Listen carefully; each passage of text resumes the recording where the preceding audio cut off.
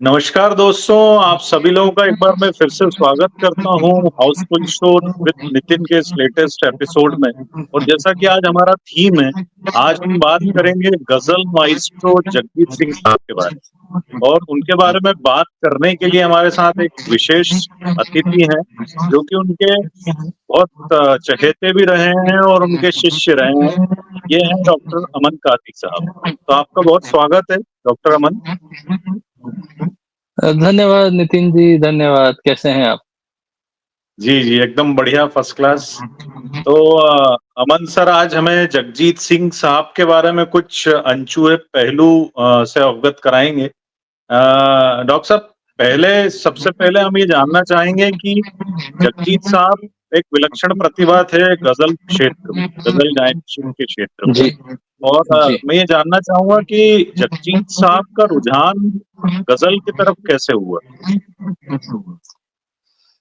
देखिए कहानी जो शुरू होती है, ये शुरू होती है श्री गंगानगर राजस्थान से जी, जी। और वहाँ जगजीत जी का जन्म हुआ और जगजीत जी से जो मेरे मरासिम हैं, पहले मैं उसके बारे में आपको बता दूँ कि मैं सबसे पहली बार सन 1994 में जगजीत साहब से पहली बार मिला था और वो वाक़या था मैं तकरीबन 8 या 9 बरस का उस वक़्त था और उस वक़्त तो मुझे ना तो कोई ग़ज़ल की समझ थी, ना मैं जगजीत जी को जानता था कि जगजीत जी क्या हैं।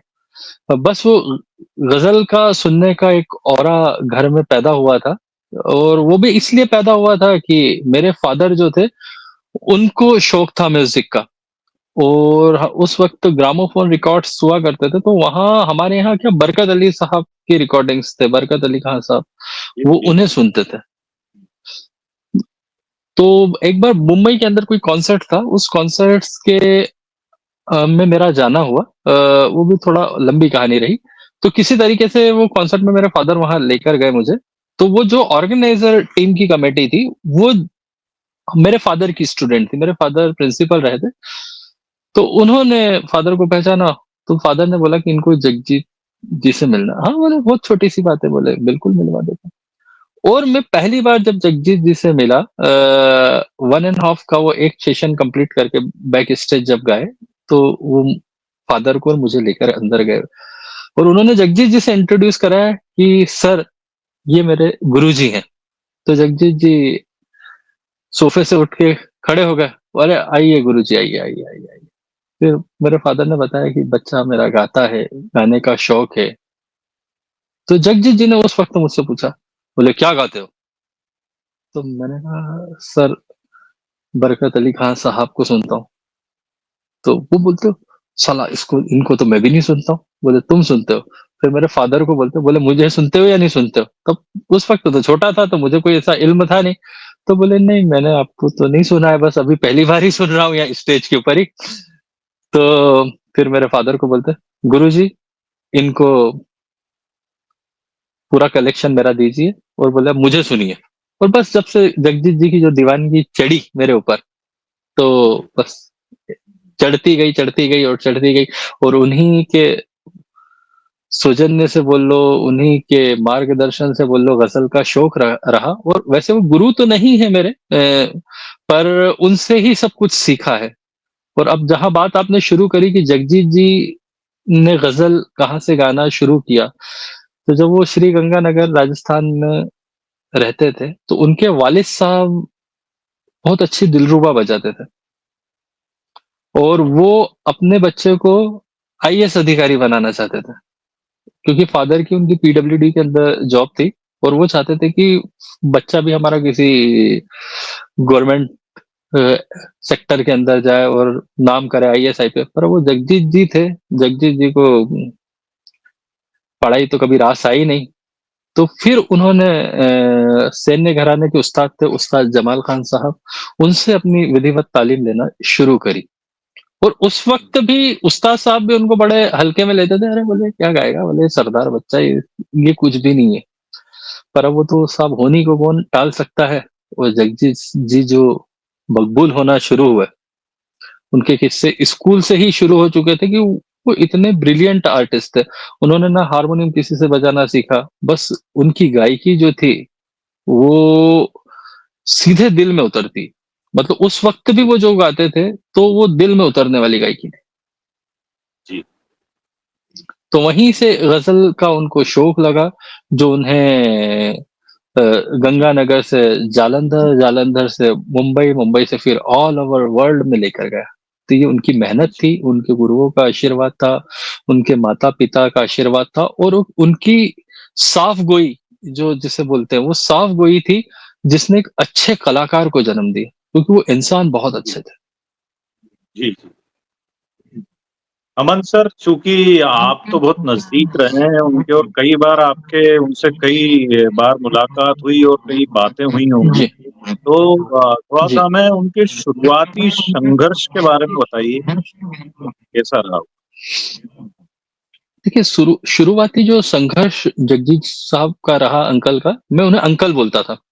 तो अंकल की शुरुआती दौर जब वहाँ उस्ताद जमाल खान साहब के यहाँ सीखने लगे, तो उनके वहाँ फ्रेंड थे, जो उस्ताद जमाल खान साहब के साहबज़ादे थे, बेटे थे, यासीन अंकल। अब उनका परिचय मैं देता हूँ, यासीन अंकल जो थे वो जगजीत जी से भी अच्छा गाते थे और उनके फादर अच्छा, बोलते थे, बोले, "यार, तुम बहुत अच्छा गाते हो।" पर अब वो तो स्टार थे, स्टार किसके कब कहाँ चमक जाए, तो जगजीत जी आगे निकल गए और यासीन खान साहब के बेटे अभी जो है हिंदुस्तान के मकबूल गज़ल गायक हैं डॉक्टर रोशन भारती जो कोटा के अंदर प्रोफ़ेसर है म्यूज़िक कॉलेज के अंदर और मेरे बहुत अच्छे दोस्त हैं, बहुत अच्छी गज़ल गाते हैं वो। तो वो शुरुआती दौर जो था जगजीत जी वहाँ पर स्कूलों में गाने लगे, फिर जालंधर रेडियो पे आए वो वहाँ पर उन्होंने बहुत बार एग्ज़ाम दी, फेल भी हुए, फेल होने के बाद तो वो टॉप आर्टिस्ट वहाँ के बने, वहाँ गाने लगे। वहाँ उन्हें मिले सुदर्शन फ़ाकिर साहब और सुदर्शन फ़ाकिर साहब के साथ में जो उनका कॉम्बिनेशन बना और वहाँ के यूथ फेस्टिवल्स हुए या और कोई दीगर प्रोग्राम्स हुए, वहाँ जगजीत साहब बिल्कुल अपनी उपस्थिति दर्ज कराते थे और वो तो खरा सोना थे जगजीत साहब। मतलब उन कोई अतिशयोक्ति ही नहीं कि क्या ज़बान, क्या लिटरेचर और क्या गायकी की सोल उनके अंदर। उस वक़्त में जब वो बिल्कुल यंग थे, टीनेजर्स से यंग हुए, मतलब वो उनके घर वाले भी सोचते थे यार डेप्थ है इसके अंदर। मतलब इस उम्र के अंदर बच्चा समझता नहीं है कि अल्फ़ाज़ क्या होते हैं, उसकी उसकी अदायगी क्या होती है और वो उतनी उसमें डूब के चीज़ों को गाते थे और मकबूल शायरों के कलाम को ना कोई ऐसे नए शायर नहीं गालिब, जोश, अनवर मिर्ज़ापुरी इन लोगों की वो ग़ज़लों को कंपोज़ भी करते और गाते। तो वहाँ से जी, सिलसिला इनका शुरू हुआ और जो श्री गंगानगर से निकला, जालंधर गया और वहाँ पर श्री गंगानगर में एक शख्स थे ठाकुर साहब करके, उन्होंने जगजीत जी को वो हर बार बोलते थे, बोले, "आप जो है बॉम्बे जाओ, आपकी जगह यहाँ भी नहीं है, ना ही आपकी जगह जालंधर में है।" तो उनके बहुत मोटिवेशन से उससे जगजीत जी ट्रेन पकड़ के भागे और मुंबई पहुँचे। तो मुंबई में भी उन्होंने बहुत स्ट्रगल किया, बहुत उनके दिन खराब भी गुज़रे, भूखे भी फाके किए उन्होंने। शेर-ए पंजाब हॉस्टल वहाँ वो रहे, वो सब चीज़ें रही। वहाँ उनके लिए जो एक एज़ एन गॉडफ़ादर जो बनकर आए, वो थे मकबूल ग़ज़ल गायक श्री राजेंद्र मेहता जी और नीना मेहता जी। उनका ज़िक्र यहाँ पे करना बहुत लाज़मी होगा कि वही एक ऐसी शख़्सियत थी, उस वक़्त वो मकबूलियत के दौर में थे। उन्होंने अपने प्रोग्राम नहीं करवाते हुए लोगों से अप्रोच की कि बोले ये नया बच्चा है, आप इन्हें सुनिए। और बस यही एक दौर था जिसमें जगजीत जी सक्सेस हुए और उस दौर में जब वो बॉम्बे में स्ट्रगल कर रहे थे नितिन भाई, तो एक बड़ा अच्छा वाकया था और जगजीत जी हमारे ऐसे थे मुँह फटा इंसान थे। वो जब बॉम्बे आए ना तो वो सब लोगों के पास काम ढूँढ लेने के लिए गए। उस वक़्त के जो लेजेंडरी म्यूज़िक डायरेक्टर थे वो कल्याण जी भाई, आनंद जी भाई लक्ष्मीकांत प्यारेलाल साहब, अनिल विश्वास जी खय्याम साहब, ओपी नैयर साहब, ये सब लोगों के पास जाते। तो इनको सिर्फ़ और सिर्फ़ दिलासा देके भगा दिया जाता कि बोले हाँ ठीक है, आप कुछ करेंगे, आपका कुछ करेंगे। फिर उन्होंने बोला कि और उनको सिर्फ़ एक ही शख़्स समझते थे और वो थे मदन मोहन साहब जी, जी। और मदन वो भी मोहन लंदन के बादशाह हैं। साहब जी, पर वो बेसिकली क्या था कि उस वक़्त का ऑरा कुछ ऐसा था डायरेक्टर, प्रोड्यूसर्स का कि उनकी जो डिमांड थी कि गज़ल भी होना तो रफ़ी साहब में होना या किशोर दा में होना या मुकेश जी में होना, मतलब वो एक अगर हम फ़िल्मी दौर की बात करें, तो फ़िल्मी दुनिया के अंदर ये था कि ये 3, 4, 5 जो सितारे हुआ करते थे और अभी भी हैं, तो मतलब उनका नाम तो ताउम्र रहेगा। तो वो सभी जॉनर के लिए वही फिक्स थे। बट जगजीत जी का ऐसा मानना था कि गज़ल एक ऐसी विधा है कि उसका एक अपना ही एक सब्जेक्ट है और जी, वो सब्जेक्ट इतना बड़ा है कि उसको एक लाइन में या कुछ वक़्त में डिफाइन करना बहुत मुश्किल है।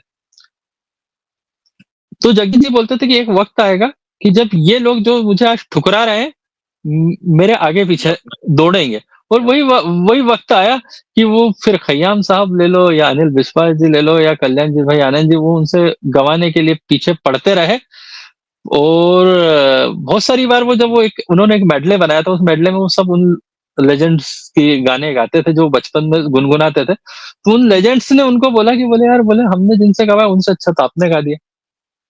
हुँ, तो ये उनकी ख़ासियत थी और उन्होंने हर इंसान को मौका दिया।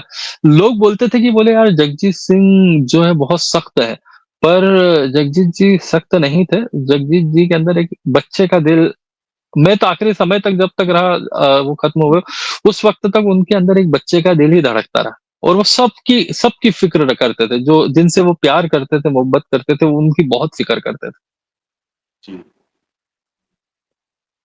तो अमन इंदौर से सर भी उनके अच्छे जी, जी, जी। जी। जी, आप कुछ बता रहे थे, इंदौर से? इंदौर से भी उनके अच्छे मरासिम रहे। इंदौर में भी जब वो आए तो इंदौर में एक जतिन डावर करके थे, वो हमारे बहुत अजीज़ दोस्त थे, अभी तो रहे नहीं वो। जगजीत जी उनसे बहुत मोहब्बत करते थे। विनीत शुक्ला भैया का नाम भी लूँगा, विनीत भैया आपके को भी मित्र वो थे। बहुत चाहते थे। हाँ, मेरे मित्र जी, हैं। जी। तो उनसे भी बहुत मोहब्बत विनीत थी उनको। विनीत भाई के ओ विनीत भाई के बच्चे का नामकरण भी शायद जगजीत जी ने ही किया था। हाँ, हाँ, हाँ, विनीत भैया की बेटी जो गीत है उसका नाम भी जगजीत अंकल ने ही रखा था और यहाँ एक मनोज कश्यप भैया हैं, वो अभी बॉम्बे में रहते हैं। वो भी जगजीत जी के बड़े क्लोज़ रहे और एक बंदे और हैं रोहित जैन भैया। रोहित जैन भैया अभी टोरंटो के अंदर हैं। अगर उनके बारे में बात करूँ कि वो जगजीत जी का एनसाइक्लोपीडिया है, उनके पास क्या चीज़ की जानकारी आपको जगजीत जी के बारे में लेना है, टोटल चीज़ है और हमारा एक फाउंडेशन का ग्रुप बना हुआ है जिसमें करतार अंकल भी जगजीत जी के छोटे भाई, सब मतलब हुँ, जगजीत जी के बहुत ऑल ओवर वर्ल्ड के जो चाहने वाले जो चुनिंदा खास लोग हैं, वहाँ पर हम जी, लोगों की गुफ्तगू होती है उनके जन्मदिन पर, जब वो हमें छोड़ कर गए उस वक़्त तक। पर उन्होंने इतना काम कर दिया है कि उसकी भरपाई तो मुझे लगता है कि आने वाले 100 साल तक कोई भी नहीं कर सकता। जी, तब कयामत रहेगी जब तक जगजीत जी का नाम रहेगा और हमारे गुरु तो अनूप जलोटा जी तो यही बोलते हैं कि अगर भगवान की आवाज़ होगी तो जगजीत जी जैसी ही होगी। उन्होंने इतनी बड़ी बात कही। बोलिए। जी। अमन सर जगजीत जी बेसिकली मूलतः एक सिख परिवार से थे, सिख फैमिली से जी, थे। लेकिन जी। शुरुआत में वो टर्बन भी बाँधते थे, बाद में वो टर्बन उन्होंने उतार दिया और हाँ, वो अपना हेयर स्टाइल उन्होंने रख दिया, तो उसके पीछे की क्या कहानी है? उसके पीछे की कहानी ये थी कि जब इंसान आता है स्ट्रगल के दौर के अंदर, तो मुंबई जी, नगरी ऐसी होती है कि वहाँ चकाचौंध वाली दुनिया है। हर कोई बोलता है बोले आप एक्टिंग भी बहुत अच्छी कर सकते हैं, तो बोले आप एक्टिंग कीजिए। कोई बोलता है आप गा भी बहुत अच्छा रहे, तो आप गाइए। तो उनको गाने वाले पोर्शन में हर लोगों ने नकारा था। इवन चित्रा जी खुद ने उनको बोला था, उस वक़्त चित्रा जी का थोड़ा नाम था, जिंगल्स का दौर हुआ करता था, जिंगल्स बनते थे, उसमें चित्रा जी बड़ी फेमस थी गाने के अंदर। और चित्रा जी को जब एक जिंगल गाने के लिए किसी ने बोला कि बोले वो एक नया सरदार लड़का है, आप उसके साथ गाइए। तो जगजीत जी को की आवाज़ सुन के बोली, बोली वल्लाह इसको सुनूँगी मैं इसके साथ गाऊँगी। मतलब उनके ये शब्द हुआ करते थे। हुँ, फिर जगजीत जी ने बोला, बोले यार गाने में तो अपनी दाल गलने वाली नहीं है, तो क्यों ना अपन फ़िल्म के लिए किसी ने उनको ऑफ़र दिया कि आप फ़िल्म में काम करिए। तो कोई एक फ़िल्म बनी भी थी गुजराती की, तो उसमें उन्होंने रोल-वोल करा, तो उसके लिए उनको बोला गया कि यार पगड़ी वाला कौन सिंगर होता है? बोले आपको ये आपका पग उतारना पड़ा। तो उन्होंने चोरी-छुपे ये सब काम करके करा, जिससे उनको बहुत समय तक वो घर से कनेक्ट भी नहीं रहे। हुँ, ओ और बड़ा उनके पिता वालिद साहब ने माताजी ने उनको बड़ा इस दुःख भी हुआ कि उन्होंने ये सब चीज़ें करी। पर वक़्त तो जगजीत जी को कहीं और ही लेके जा रहा था, क्योंकि बिल्कुल उनका सही नाम है। था जगमोहन। अ, जी, वो तो फिर उनके एक ज्ञानी जी आए थे, उन्होंने उनका नाम जगजीत करा था। घर का नाम था उनका जगमोहन, तो बोले इसका नाम जगजीत रखो, ये जग को जीतेगा। तो उन्होंने उनकी पूरी बात सही हुई, उन्होंने जग को ही जीता। जग के साथ मुझे लगता है कि पूरे ब्रह्मांड में जितनी भी जगह है ना, जगजीत जी जैसा गाने वाला कोई नहीं पैदा हुआ। मैं ऐसा ऐसा मानता हूँ। गज़ल जी, गायकी हर कोई करता है। बहुत ये विरोधाभास भी रहा है, बहुत सारे लोग मुझसे पूछते भी हैं। गज़ल हर कोई इंसान गाता है। टिपिकल दौर से गज़ल चली आ रही है, पर उसका एक सीमित दायरा था। बरकत अली साहब भी गाते थे, उसका दायरा सीमित था। मेहंदी हसन साहब गाते हैं, उनका दायरा सीमित है। गुलाम अली खान साहब गाते हैं, उनका दायरा सीमित। एक आम इंसान वहाँ तक कनेक्ट नहीं हो पाता है। कहने का मतलब है कि एक आम इंसान को अगर कनेक्ट होना है, तो पहले ही इंसान घबरा जाता है, बोले यार ये कैसे सुनेंगे। अब जगजीत जी ने उस उन गजलों को, उन चीजों को एक सिंपल वे में कंपोज करके आम लोगों तक कनेक्ट कर दिया। मतलब आज एक धनन्य वर्ग से लेकर एक फुटपाथ पर चने बेचने वाला भी जगजीत जी की गजलें गुनगुनाता है। हाँ, तो अब बिल्कुल उससे सही। बड़ा मतलब गजल की मयार क्या हो सकती है, आप उससे जज कर लीजिए। हुँ, या साधारण शब्दों में कहें तो जगजीत सिंह साहब ने गज़ल को परिभाषित किया, हाँ, गजल को डिफाइन एग्जैक्टली बिल्कुल, कि गजल क्या होती है और कैसे गाई जाती है। उन्होंने सिखाया। वो हमें बोलते थे, बहुत सारी चीज़ें मैंने उनसे सीखी बेसिकली। जब वो गाते तो हम बोलते अंकल क्या बोले मज़ा नहीं आ रहा है। तो बोलते मज़ा किसमें नहीं आ रहा है? अब क्या वो जो ऑरा था क्लासिकल म्यूज़िक सुना हमने कि रागदारी होना चाहिए, ताने होना चाहिए, सरगम होना चाहिए। तो उन्होंने बोला बोले भैया प्रोग्राम करने आप जा रहे हो, प्रोग्राम में गा रहे हो, तो वहाँ 100 लोगों के अंदर सिर्फ 2 लोग ऐसे होते हैं कि जो क्लासिकल को समझ पाते हैं। बोले बाकी 98 लोग जो है ना वो उस चीज़ों को नहीं समझते हैं। तो बोले आपको 98 को खुश करना है, बोले 2 को खुश करने के लिए तो बोले होटल पढ़िए ना, बोले होटल में रात भर मैं सुना सकता हूँ। वो वाला मटेरियल भी मेरे पास है। और वो बोलते थे कि मैं जो चूरन बेच रहा हूँ ना, वो चूरन पहले मेरे को अच्छा लगना चाहिए, जभी वो सामने वाले को मैं बेच पाऊँगा। तो बस वो उसी कॉन्सेप्ट पे वो काम करते थे। और नए लोगों को बड़ा मौका देते थे, वो चाहे गाने के अंदर हो, प्लेइंग के अंदर हो, पोएट्री के अंदर हो। तो उन्होंने हर हर सब्जेक्ट को उठाया। मतलब बेसिकली अगर बोला जाए कि गज़ल का एक साधारण सा मीनिंग है कि महबूब से बात करने का एक तरीका, वो गज़ल है। जी, पर जी, जब गज़ल को उन्होंने चेंजिंग मूड में लेके आए, तो उसमें सब्जेक्ट भी आ गए गज़ल के अंदर। पॉलिटिकल सब्जेक्ट भी आने लग गए, कोई सोशल सब्जेक्ट भी आने लग गए। उस उनको लेकर भी उन्होंने बातें कहीं, ईज़ीएस्ट ट्यून में उसे कंपोज़ भी किया और मकबूल भी किया। जी। और जैसा आपने अभी बताया कि क्लासिकल के बारे में वैसा बोलते थे कि कम ही लोगों को समझ में आता है। लेकिन मैंने ये गौर किया था कि उनके लाइव इन कॉन्सर्ट में या कोई भी कॉन्सर्ट में कई बार वो बहुत बेहतरीन क्लासिकल भी गाते थे। नहीं, बड़ी अच्छी क्लासिकल तो तान भी छेड़ बहुत देते थे। अरे सर क्लासिकल की और मैं आपको तबला बात पे बता रहा हूँ। उनका अगर बात की जाए क्लासिकल के अंदर, तो वो बिल्कुल क्लासिकल उनकी तालीम थी। उनका बेस बहुत मजबूत था। और जो रागदारी वाली आप जो बात बोल रहे हैं, छोटा ख़्याल और बड़ा ख़्याल, आप उनसे राग अगर बागेश्वरी का सुन लेते, दरबारी का सुन लेते, किरवानी का सुन लेते, तो आप जज नहीं कर सकते कि यार ये जगजीत सिंह साहब ये चीज़ें गा रहे हैं। वो जब तानपुरा जी, लेके बैठते थे और राग बागेश्वरी उनका बड़ा पसंदीदा राग था। उसमें काफ़ी जी, उन्होंने रचनाएँ भी की। रागेश्री बागेश्री, तो उसके अंदर वो जब गाते थे वो रागदारी के अंदर, तो उनको बोलते, बोले अंकल आप तो बोले क्लासिकल सिंगर ही बन जाओ, बोले गजल क्या गाते हो आप। तो अरे बोले मैं सब सब कर सकता हूँ। वो सब सब्जेक्ट उनको पता था कि उनको क्या करना है, किस दायरे के अंदर। जी, ऐसे बहुत सारे म्यूजिक डायरेक्टर आए जिनको उन्होंने काम भी दिया, बट कभी अपना उन्होंने नाम नहीं लिया उसके अंदर, क्योंकि वो काम दिख जाता था कि जो उनके साथ रहे, उनके जो, अगर मैं शागिर्दों की बात करूँ, तो घनश्याम वासवानी भैया हैं, बॉम्बे में हैं वो। बहुत उम्दा फनकार, बहुत उम्दा कंपोज़र, आप अगर उनकी कोई कंपोज़िशन सुनेंगे, तो आपको उसमें पूरा फ़ील जो जगजीत अंकल की ग़ज़लों वाला है, वो आएगा क्योंकि वो रूहदारी है उनके पास में। वो जगजीत जी के बड़े क्लोज़ भी रहे और उनके बहुत पसंदीदा शागिर्दों में से एक रहे। एक एल्बम आया था फॉरगेट मी नॉट, उसमें जगजीत जी ने उन्हें मौका दिया था और महेंद्र सिंह बेदी सहर साहब की ग़ज़लें थी और पूरी जी, 8 से 9 ग़ज़लें थी शायद उस एल्बम की। तो टोटल ग़ज़लें जो थी वो घनश्याम वासवानी जी ने उसको कंपोज़ किया था, देन जगजीत जी ने उनकी कंपोज़िशन में गाया था। ओके। ऐसे इंडस्ट्री के बहुत सारे सिंगर्स हैं जिनको उन्होंने मौका दिया, जिसमें तलत अज़ीज़ साहब हैं, फिर आपके विनोद जी, सहगल जी हैं और इवन आपके कुमार शानू जी को कुमार सानू। इंडस्ट्री में लाने का श्रेय पूरा जो है वो अरे! जगजीत अंकल को ही जाता है। जी, जी, जी।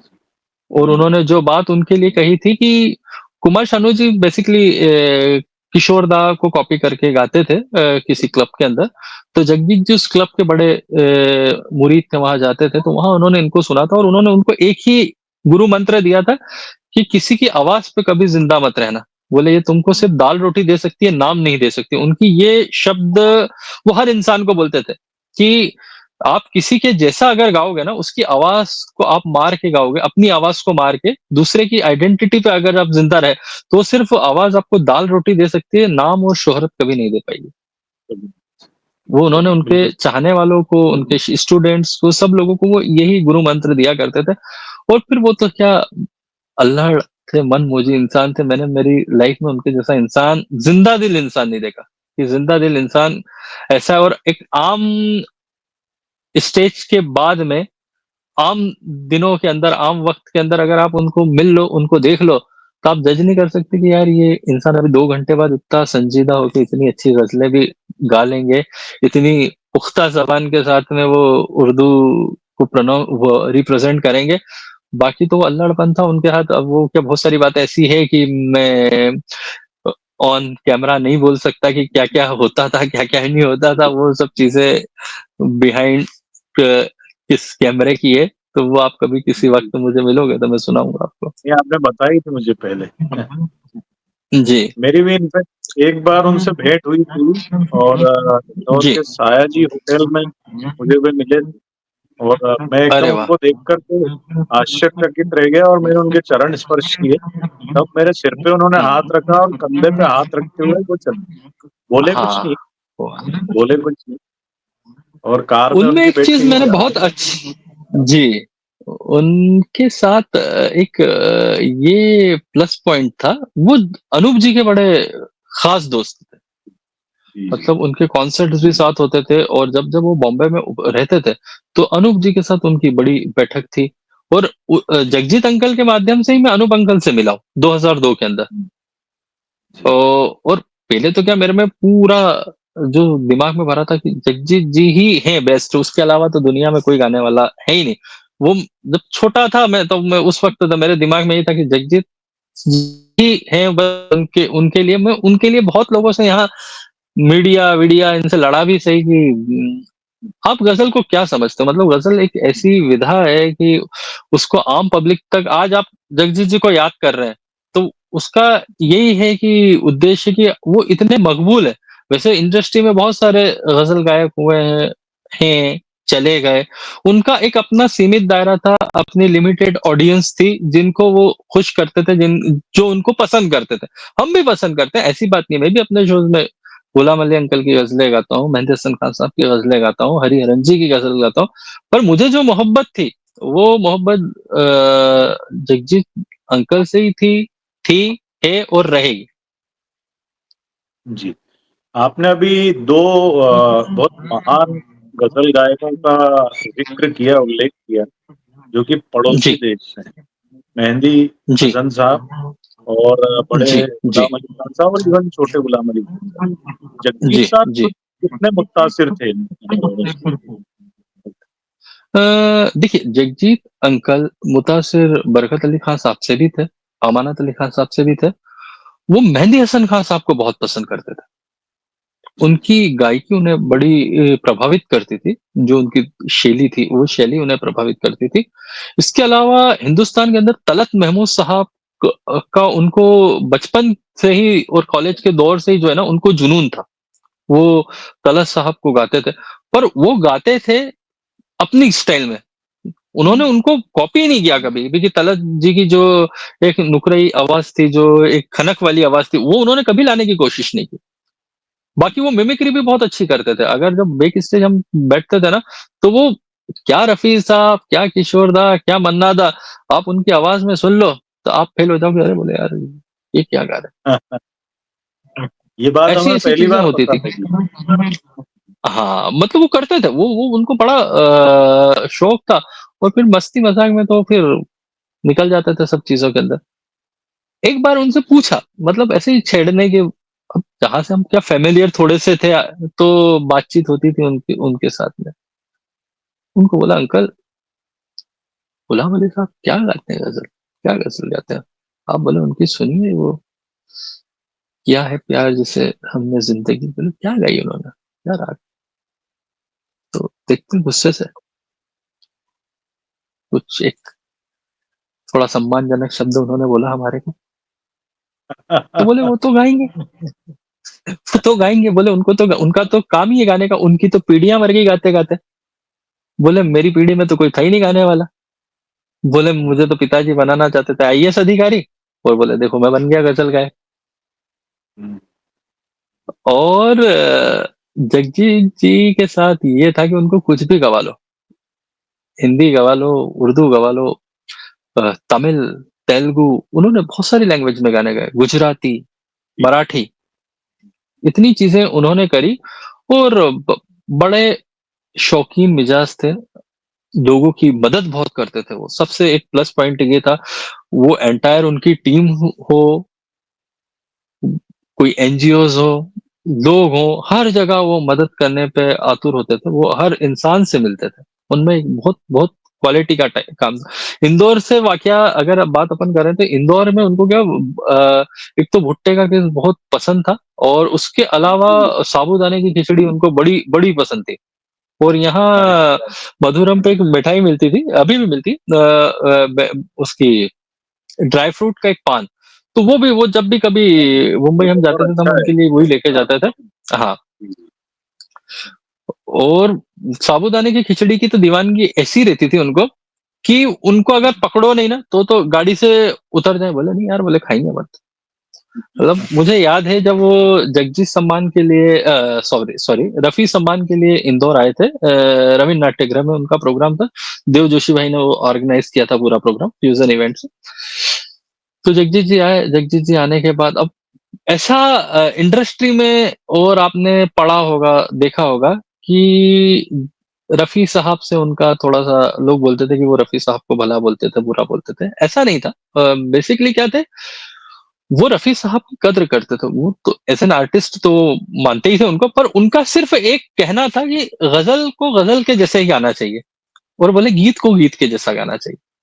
तो उनको वो अवार्ड दिया, वो बड़े खुश भी हुए, हँसे भी सही, बोले यार मुझे अवार्ड दे रहे हो, बोले जिस दुनिया ने जिसके नाम से मेरे को बदनाम किया, कि बोले आपने इनके बारे में भला-बुरा बोला, और आप मेरे को ही अवार्ड दे रहे हो उसके नाम का। फिर उन्होंने यहाँ पे सुनाए भी थे, हम बेखुदी में तुमको पुकारे चले गए, तो वो तो उनका एक क्या अपना ही रंग था। तो जब हम लोग निकले, वहीं मैं बात पे आ रहा हूँ अपने, तो ये जेल रोड से आगे की तरफ, आपके गांधी हाल के यहाँ पर एक खिचड़ी वाला उस वक़्त खड़ा रहता था। उन्होंने देखी जी, जी। खिचड़ी, विनीत भाई थे, मैं था, देव भाई थे। बोले गाड़ी रोको, गाड़ी रोको।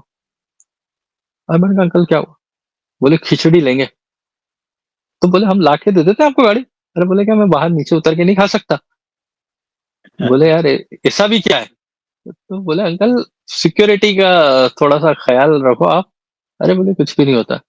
फिर भी उन्होंने काँच, गाड़ी का शीशा नीचे उतारा, लोगों को छेड़ रहे हैं, लोगों से को हाथ दे रहे हैं, अब लोग देख रहे हैं, बोले जगदीश सिंह क्या रहे हैं? तो ये ऐसी उनकी ज़िंदा-दिली थी। तो आमतौर पे ऐसे सेलिब्रिटी इंसान तो ऐसा बिरले करते होते हैं। हाँ, मतलब उनमें सेलिब्रिटी जैसा कोई भी चीज़ नहीं थी, और एक चीज़ उनमें बड़ी बड़ी प्लस थी, जगजीत अंकल के अंदर भी है और वो अनूप जी के अंदर भी बहुत अच्छी है, कि उनको ऑन स्टेज चीज़ें पता भी चल जाती है कि इंसान को अब क्या सुनना है, अगला क्या सुनना चाहता है वो।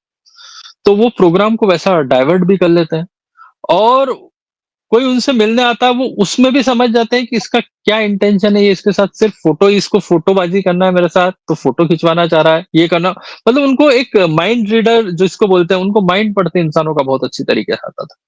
नब्ज़ नब्ज़ समझते हम थे। नब्ज़ समझते थे वो। हम तो क्या बॉम्बे में जब उनके फ्लैट पे जाते थे, घर पे भी जाते थे, घर पे थोड़ा-सा चित्रा जी की वजह से वो हाँ, दूरी बनाते थे वो कि आपकी कहीं बेइज़्ज़ती नहीं हो जाए, ये नहीं हो जाए। तो फिर हम लोग जब उनके फ्लैट पे बैठते थे, तो वहाँ खुद वो अ, लंच बना रहे हैं, कभी कुछ ब्रेकफ़ास्ट बना रहे हैं, खिला रहे हैं। उनके बहुत दोस्ती यारी खूब खूब अच्छी तरीके और आज की तारीख में अगर जगजीत जी जैसा कोई गाने वाला है समकक्ष, तो वो सिर्फ़ उनके ब्रदर हैं छोटे करतार अंकल। अगर आप उनको सुन लेंगे, तो आपको कहीं न कहीं एहसास हो जाएगा कि आप जगजीत सिंह साहब को सुन रहे हैं, क्योंकि वही रूदारी उनकी आवाज़ के अंदर भी है। पर वो कमर्शियल प्रोग्राम्स कुछ करते नहीं हैं, वो ऑलरेडी उनका बिज़नेस है, तो उसमें ही बिज़ी रहते हैं वो। जगजीत सिंह साहब के करियर में एक और व्यक्ति है जिसका उल्लेख करना यहाँ पे बनता है, जिनके साथ जी। 2 प्रोजेक्ट्स में जगजीत साहब ने काम किया था। पहला तो हाँ। दूरदर्शन के 80 के दशक में आखिर में मिर्ज़ा गालिब एक जी, प्रसारित हुआ था, तो वो जी। गुलज़ार साहब ने बनाया था और दूसरा एक जी, एल्बम जी। आया था मरासिम, जो कि जगजीत हाँ, साहब और बिल्कुल, गुलज़ार बिल्कुल। साहब का संयुक्त जी, एक जी। प्रयास। तो थोड़ा-सा गुलज़ार साहब और जगजीत साहब के बारे में कुछ बताएँ आप? देखिए मैं आपको बताता हूँ कि गुलज़ार साहब ने जो मिर्ज़ा गालिब टीवी सीरियल किया जो दूरदर्शन पर आता, तो जगजीत जी तो जो है ना रिफाइंड जो बोलते हैं ना आखिरी का बचा-कुचा जो हिस्सा रहता है, वो थे। सबसे पहले ये प्रोजेक्ट के लिए गुलज़ार साहब गए थे भूपेंद्र सिंह साहब के पास, भूपेंद्र जी मिताली जी के पास में। तो भूपेंद्र जी उस वक़्त काफ़ी व्यस्त ओह! थे, वो टाइम हुँ, दे हुँ। नहीं रहे थे। फिर ये खय्याम साहब के पास भी गए। बहुत सारी जगह घूम फिर के फिर इन्होंने हार पछता के जगजीत जी को बोला कि बोले साहब आइए आप। जगजीत जी से ने फिर वो नब्ज़ पकड़ी कि कैसे कंपोज़ किया जाए, कैसे इसका म्यूज़िक अरेंज किया जाए। तो पूरे डिसिप्लिन के साथ सब चीज़ें होने के बाद उन्होंने कुछ ग़ज़लें उसमें से सेलेक्ट करी और उन्हें कंपोज़ किया और नासिरुद्दीन शाह साहब का एक जगह स्टेटमेंट था कि मुझे एक्टिंग करने में इतनी मेहनत नहीं करना पड़ी, क्योंकि वो सब काम जो है ना, जगजीत साहब की आवाज़ ने ही कर दिया। हुँ, मतलब मुझे लगता है कि मिर्ज़ा गालिब जगजीत जी नहीं करते, तो शायद वो इतना मकबूल या जस्टिस इतना नहीं हो फ़ेमस पाता, नहीं हो पाता। जस्टिस नहीं हो पाता इसमें। नहीं हो जस्टिस नहीं हो पाता, क्योंकि उन्होंने उसी स्टाइल को रखा, उस दौर में कैसा म्यूज़िक हो सकता था, क्या इंस्ट्रूमेंट्स हो सकते थे, उन्होंने उसी को इजाद किया। उसमें उन्होंने हुँ, विनोद सहगल जी को भी मौका दिया, उनको लेकर आए, उनसे गवाया। मौके हुँ, उन्होंने बहुत सारे लोगों को दिए, हर जगह।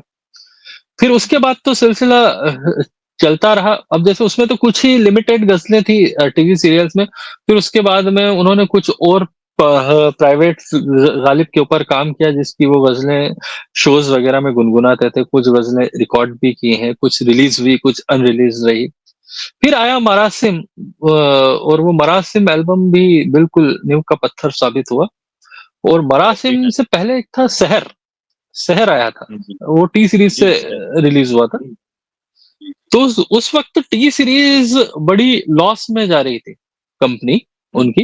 अ, उसी वक़्त जगदीश साहब का ये प्रोजेक्ट टी सीरीज़ के लिए आया, टी सीरीज़ के लिए करने के लिए और एक गज़ल एल्बम से इतनी एक्सपेक्टेशन किसी को नहीं रहती है, अमूमन वो भले कोई भी आर्टिस्ट हुआ। तो वो शायद गुलशन कुमार साहब के बेटे को भी इतनी नहीं रही होगी कि इतना मकबूल होगा वो। और उनके भाई जो हैं गुलशन कुमार जी के, किशन कुमार जी। किशन तो सर ये पहला हाँ, ऐसा मौका था जब ये एल्बम आया शहर। उस शहर की कैसेट सीडीज़ और डीवीडीज़ ये उस वक़्त कैसेट, सीडीज़ और डीवीडीज़ का ज़माना हुआ करता था और बहुत यूनिक ज़माना था वो।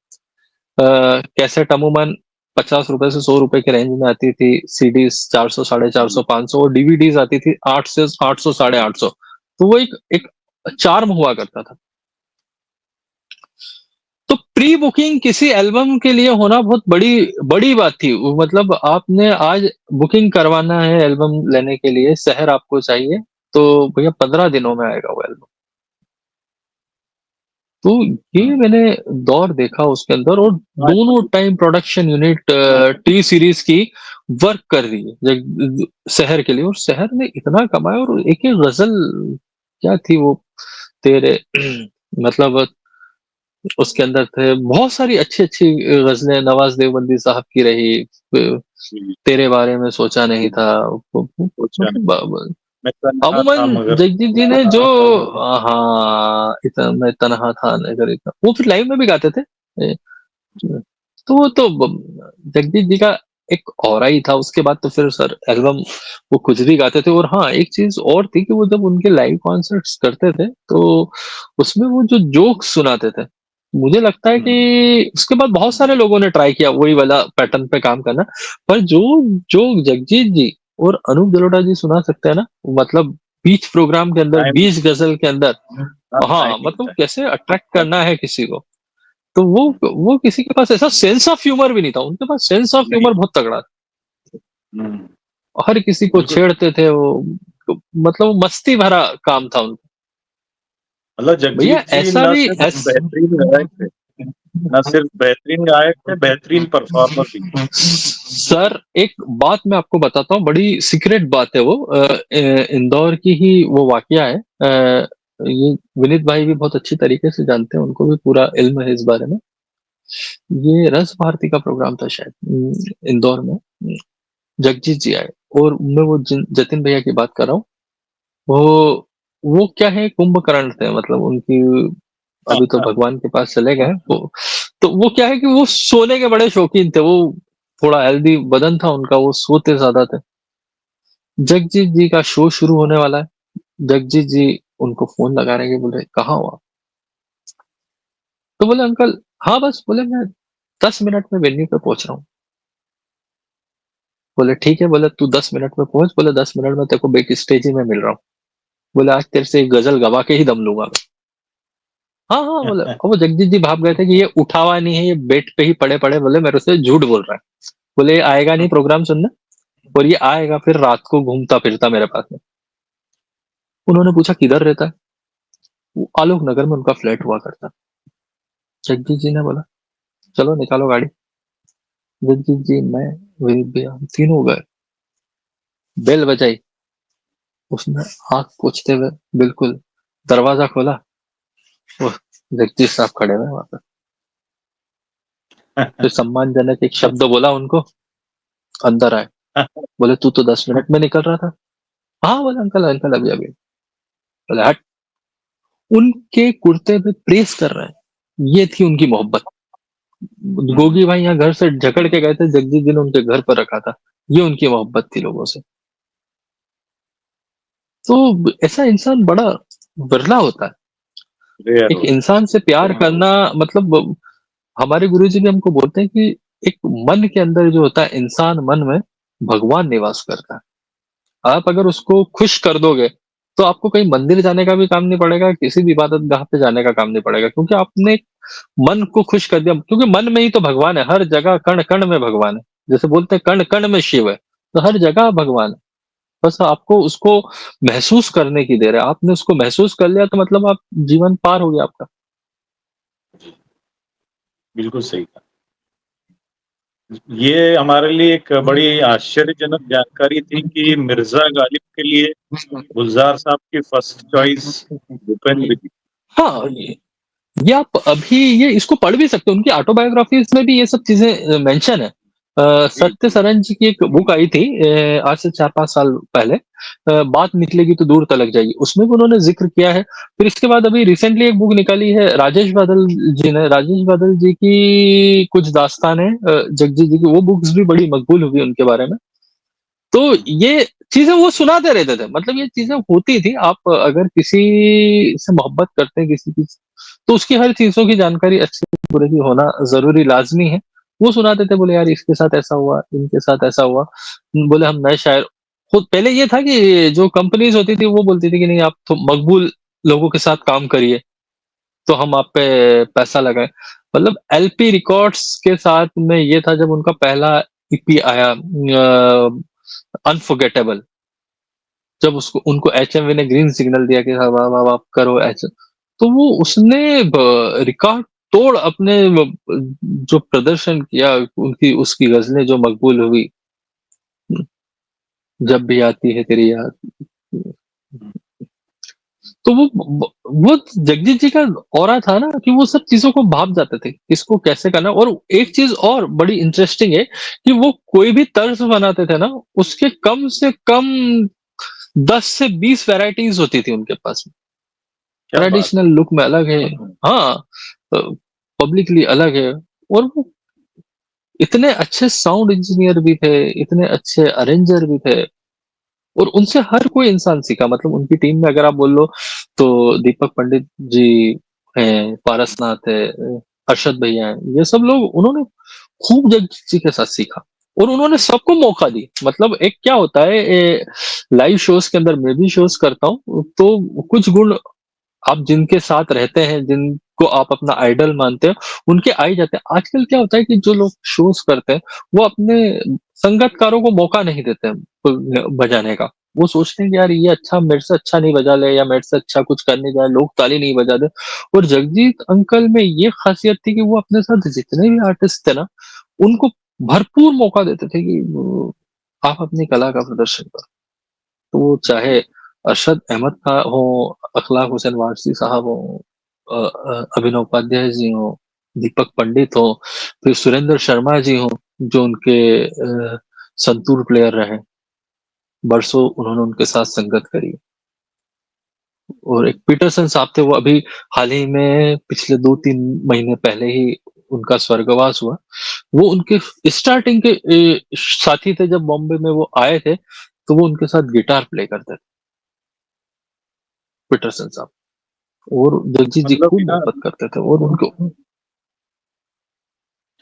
हाँ, मतलब इन अ तो नटशेल एक हम कहें तो जगजीत साहब एक बहुत वर्सेटाइल कलाकार और ना सिर्फ वर्सेटाइल वर्सटाइल कलाकार थे, कलाकार, उनमें लीडरशिप क्वालिटीज़ भी थी। क्योंकि जो लोगों को लीडरशिप आगे क्वालिटीज़ करे, उनको प्रोत्साहन दे, तो वो एक बेहतरीन लीडर भी है जी, अपने क्षेत्र का। हाँ, वो और सब लोगों को उन्होंने आगे बढ़ाया। इंडस्ट्री के अंदर भी उन्होंने बहुत सारे लोगों को मौके दिए।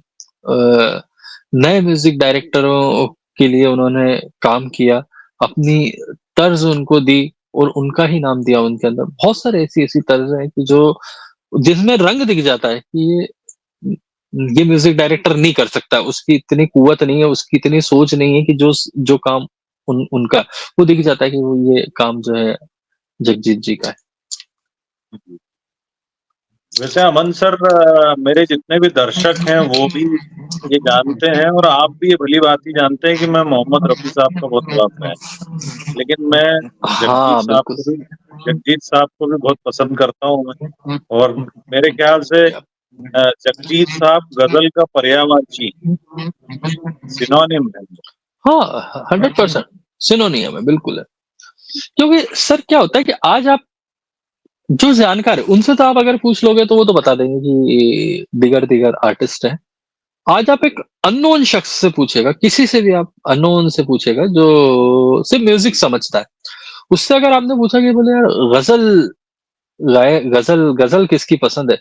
तो उसके होठों पे सिर्फ़ एक ही नाम आएगा कि यार मुझे जगजीत तो सिर्फ़ जगजीत सिंह की गज़लें पसंद हैं, तुमको देखा तो ये ख़्याल आया, ज़िंदगी धूप तुम घना साया। साहब, बिल्कुल सही।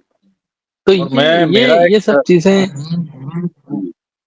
जगजीत साहब का निधन 2011 में हुआ था। और जिस दिन जी, उनका निधन हुआ, उस दिन मैं दिल्ली में था। तो जी। दिल्ली में मैं होटल में मेरी हाँ, मीटिंग चल रही थी और मैं लिफ्ट से ऊपर जा रहा था और तब लिफ्ट में किसी ने मुझे सूचना दी कि जगजीत जी। साहब नहीं रहे।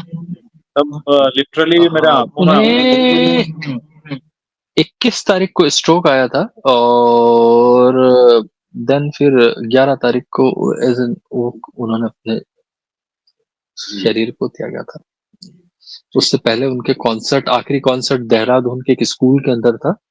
वहाँ और उन्होंने उसी वर्ष इंदौर में भी बहुत अच्छे कॉन्सर्ट हाँ, उसी वर्ष और उसके अलावा भी उनके उनके उनके कुछ लाइव शोज़ थे गुलाम अली खान साहब के साथ में फ्रेंडशिप के नाम से एक को होने वाले थे मुंबई के अंदर सब टिकट्स वगैरह सब उसके सेल हो चुके थे। दिल्ली में भी था वो प्रोग्राम, पुणे में भी था। तो उन्हीं को कुछ और मंज़ूर था। पर उनके जैसा उनकी अभी ज़रूरत थी। इंडस्ट्री को भी ज़रूरत थी, लोगों को भी ज़रूरत थी। क्योंकि वो एक ऐसे इंसान थे कि वो आपके ज़ख्म पे ऐसे धीरे-धीरे वो सब चीज़ें बहुत करते थे। हीलिंग था। मतलब जी, आपको हाँ, ए एहसास होता था उन जी, जी। तो खैर जगजीत जी बस जो भी यही सब काम कर गए उससे अमर हो गए हैं। जगजीत जी ने बहुत काम किया। हमें लगता है ग़ज़ल के लिए काम किया है। ग़ज़ल के साथ-साथ फ़िल्म म्यूज़िक के लिए काम किया। उसके अलावा भक्ति संगीत के लिए उन्होंने काम किया। और वो मैं जो वही कह आप रहा हूँ कि अपने अभी काम से मंदिरों अमर हो गए। में हाँ, मंदिरों में आप सुनते हैं तू ही माता तू ही पिता है, जग में साजो तेरो नाम, हे राम। हे राम हैं। आज आप सुन लीजिए छोटे से चौपाल से लेके एक मंदिर में, एक घर में, एक गाँव की छोटे से घर में, सब जगह वो हे राम बज रहा है। तो जी, वो जगजीत जी हैं, जगजीत जी की सोल हर जगह है, जहाँ-जहाँ उनको लोग सुन रहे हैं, जहाँ प्यार कर रहे हैं उन्हें, तो ये जगजीत जी का ऑरा ही था। पर मुझे लगता है कि ईश्वर ने थोड़ी-सी ज़्यादती करी। उन्हें अभी अभी उनकी कोई ऐसी जाने की इतनी उम्र भी नहीं थी। वो अभी रहते तो ग़ज़ल और अपने शबाब पे होती। और शबाब पे बिल्कुल सही। क्योंकि उन्होंने मॉडर्नाइज़ेशन को अपनाया है। अभी क्या होता है कि बहुत सारे आर्टिस्ट ऐसे होते हैं कि वो अपनाना नहीं चाहते। क्योंकि टेक्नोलॉजी बहुत एडवांस हो चुकी है। अभी तो एआई का ज़माना आ गया है। तो हमको अपडेट होना बहुत ज़रूरी है। हम ठेठ ट्रेडिशनल में ही जिएँगे, तो आज का ऑरा ट्रेडिशनल नहीं पसंद करेगा। तो उन्होंने हुँ, ये वाली चीज़ को 90s में ही पकड़ लिया था, जो अब होना है, उन्होंने 90s में डिजिटल रिकॉर्डिंग्स वगैरह वो लंदन में जाके रिकॉर्डिंग्स उन्होंने अपने एल्बमों के लिए करी, बियॉन्ड टाइम्स के लिए और इसके लिए। तो उनको पूरा सेंस था क्या इंस्ट्रूमेंट यूज़ होना चाहिए, मॉडर्नाइज़ेशन कैसे होना चाहिए, गज़ल में क्या इम्प्लीमेंट करना चाहिए, शेर कैसे पढ़ना चाहिए, वो सब चीज़ें वो पढ़ते थे, स्टडी करते थे और वो देखते थे कि आने वाले पब्लिक को क्या पसंद है। मतलब वो वही जो ढर्रे वाली नीति होती है ना, वो नहीं चलाते थे वो। जी, मतलब उनके बहुत सारे इंटरव्यूज़ में भी आप सुनना कभी, तो वो यही बोलते थे कि बोले बस गले को उतनी ही तकलीफ दो जितनी वो तकलीफ झेल सकता हो। बोले ज़्यादा बोले ख़ास साहब बनने से बोले कुछ भी नहीं होता है। बोले इंसान को समझ में ही नहीं आएगा कि आपने बोला क्या। जी, बोले आप किसी को वो बोलते थे किसी को बोले मतलब एक बात थी कि आप अगर बोलोगे यार किसी को गाली बकना हो तो सीधे बक दो आप। आप उसको क्या घुमा-फिरा के बकोगे, तो वो समझ ही नहीं पाएगा। हुँ, तो कान सीधे से वो बोलते हैं कान सीधे से पकड़ो, बोले घुमा-फिरा के पकड़ने से कोई मतलब नहीं। बोले गला सीधा चल रहा है तो आप सीधे ही चलाओ ना, उसमें क्यों हरकतें देना इतनी? ठीक है, बोले आप बहुत बड़े गायक हो। लोगों ने मान लिया है आपको कि आप गायक हो बहुत अच्छे। और बोले आपका प्रेज़ेंटेशन कितना अच्छा है, किसी लाइव शोज़ में, वो बहुत डिपेंड करता है, कि आप पब्लिक को कैसे खुश कर सकते हो। 3 घंटे जो आपके लिए आई है, आप पे पैसा खर्च करके लिए आई है, तो आपको उसको खुश करना भी बहुत ज़रूरी है। हुँ, तो वो बस उनका जी, वही मोटो रहता था, उसी को वो जीते थे, स्टेज ही उनका जीवन था और बाकी आप और हम जैसे लोग जो उनके चाहने वाले शैदाई थे, उनमें ही अपनी खुशी वो तलाशते थे। विवेक के जाने के बाद में उनके वो जो चाहने वाले थे बस उन्हीं के जी, अंदर वो एक वक़्त था ऐसा भी आया था जब विवेक चला गया था कि जगजीत जी ने सोच लिया था कि अब गाना बंद बंद हो जाएगा बंद हो जाएगा। बट उनके वेल विशर्स उन लोगों ने उनको हिम्मत दी, फैमिली से सपोर्ट मिला। जब जाके वो फिर खड़े हुए और वो फिर जो खड़े हुए ना, वो आवाज़ बड़ी तगड़ी थी। वो ऐसा एक अंदर से आस पैदा करके निकली वो आवाज़, कि जो पहला एल्बम उन्होंने किया था द क्राई फॉर क्राई, अब मैं राशन की कतारों समवन में नज़र आने समवेयर, लगा हूँ। समवन हाँ, सम एंड समवेयर भी समवेयर आया था। हाँ, सम एंड समवेयर में भी आया था समवन समवेयर। और क्राई क हाँ, वो वाला एल्बम भी था और एक था क्राई फॉर क्राई आया था, वो उन्होंने डेडिकेट किया था गरीब बच्चों के लिए। उसमें एक एक बच्ची थी सीज़र उससे उन्होंने एक 2 गाने गवाए थे। हुँ। जी, आपने तो ये बहुत मौका अच्छी वो बात देख बोली और मैंने भी ये गौर किया है कि उनकी आवाज़ उनके बेटे के जाने के बाद में उनकी आवाज़ में और निखार आ गया। मतलब वो बोलना वो तो चाहिए जो दर्द है कुदरत का हाँ, दर्द है, वही होता है कि वो गॉड गिफ्टेड था उनको, मतलब वो जाने के बाद और उभर के निकल गया है। बिल्कुल। तो अमन और सर चित्रा आपको हम जी बहुत धन्यवाद प्रेषित करेंगे। आज आपने जो बातें साझा शुक्रिया। की जगजीत सिंह साहब के बारे में, ये हमारे लिए बड़ी सर प्रीशियस है, बहुत संग्रहणीय है। जगजीत अंकल के लिए तो मैं क्या बोलूँ कि आप जितना बोल उनके बारे में जितनी बातें करो ना, उतनी कम है कि हमने जो वक़्त उनके साथ गुज़ारा, मतलब वो लगता है कि वो मेरे लिए जन्नत का दौर था कि जब जगजीत जी के सानिध्य में बैठे हुए हैं, उनके साथ बैठ के वो बतिया रहे हैं, वो बोल रहे हैं, बोले यार ये चीज़ ऐसी हुई थी, ये चीज़ ऐसी हुई थी, ये गज़ल ऐसी बनी थी, तो वो ऐसा लगता था कि यार बस ये आवाज़ थमे ना, ये बोलती जाए, वो चाहे गज़ल गाए, वो चाहे जोक सुनाए, वो चाहे कुछ भी बोले, किसी को गला बोले, किसी को बुरा बोले, पर बस ये आवाज़ बंद नहीं होना चाहिए। वो कानों में बिल्कुल एक मिठास घोलती है और सीधे दिल में उतरती है वो दिमाग में नहीं जाती। होती क्या है आवाज़ें बहुत तरीके की होती है। 90% आवाज़ 99.9% आवाज़ जो होती है ना वो दिमाग में जाती है। कि यार फलाने ने कहा वो दिमाग में आया, वो दिमाग से कब इधर से सुना और इधर से निकल गया कोई इल्म ही नहीं होगा। और ये आवाज़ जो है ना सीधा कलेजा फाड़ के अंदर घुस जाती है। ये थी जगजीत जी की आवाज़। और उन्होंने आवाज़ को ये होता है कि आवाज़ को उतना ही तकलीफ दो जितनी वो तकलीफ झेल सकती है। ज़्यादा तकलीफ देने के चक्कर में फिर ये हो जाता है कि आप देख लो बहुत सारे कलाकार अभी ऐसे हैं कि वो आवाज़ जी, उनकी अल्लाह को प्यारी हो गई है आवाज़, गा नहीं पा रहा है। इतनी भी तकलीफ नहीं दे सकते ना। जो लता जी जैसी आर्टिस्ट जो मान गई कि अब लता जी जैसी बोलेंगे बोले हुँ, जगजीत जी के साथ गाना मतलब बड़ा मुश्किल का दौर हुँ, रहा। बोले मैं अगर किसी के साथ डरी हूँ गाने के अंदर, तो मास्टर गुलाम हैदर साहब के साथ मैं डरी, मदन मोहन भैया के साथ मैं डरी और अगले थे जगजीत जी जिनके हाथ मेरे को बोले थोड़ी-सी शुरू-शुरू में असहजता लगी कि मैं कैसे गाऊँगी इनके साथ। पर वो जगजीत जी का कमाल था। जी।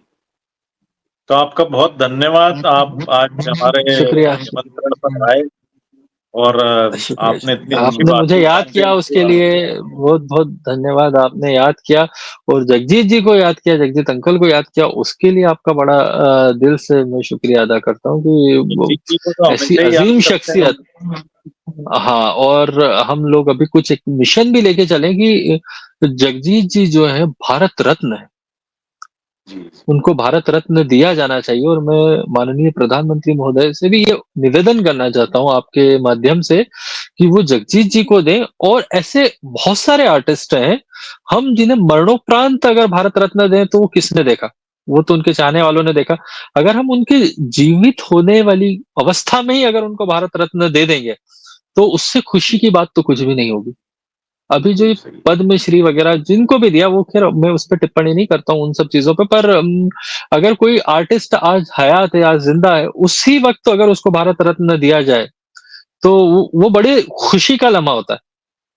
हुँ, और मुझे लगता है कि ग़ज़ल को जितने पूरे वर्ल्ड में फ़ेमस किया, अपन हिंदुस्तान की बात नहीं करते, पूरे वर्ल्ड में जितने मकबूल किया, वो थे जगजीत सिंह हाँ, साहब। वैश्विक स्तर जी, अ, माननीय प्रधानमंत्री अटल बिहारी वाजपेयी साहब, जिन्हें कभी सुनने के लिए लाइनों में लगते थे जगजीत सिंह साहब को और वो सौभाग्य का वक़्त है कि जगजीत सिंह साहब ने संवेदना वो जो एल्बम आया था उसके अंदर अटल बिहारी वाजपेयी साहब की कविताओं को कंपोज़ किया मतलब मुझे ये लगता है कि अटल बिहारी वाजपेयी साहब और निदा फ़ाज़ली जी अगर निदा फ़ाज़ली साहब बहुत अच्छे मुझे अमन नाम देने वाले भी वही थे।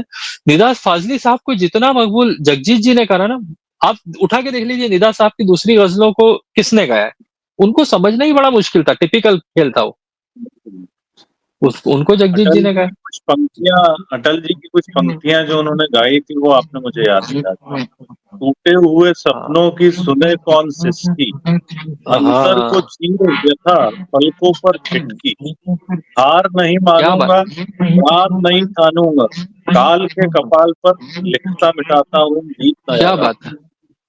वाह, वाह, वाह, तो वाह! अटल की लिखी एक हुई उन्होंने पंक्तियां थी। अटल जी की कंपोजिशन एक कविता को किया था, चौराहे पर लुटता जी, प्यादे से पिट गया वजीर, ऐसी एक उनकी कंपोजिशन थी, तो वो इतनी कमाल हुई वो। और अटल जी मुरीद थे जगजीत साहब के, बड़े मुरीद जी थे। जी। अमन सर स्वयं भी एक बहुत अच्छे गजल गायक हैं और बहुत अच्छे कंपोजर भी हैं। तो काफी शुक्रिया। एल्बम्स पे काम भी चल रहा है आपका। तो अगली बार एक नए विषय के साथ आपके साथ आएंगे हम और आपको आमंत्रित बिल्कुल, करेंगे। बिल्कुल। बिल्कुल, बिल्कुल, धन्यवाद जी, धन्यवाद।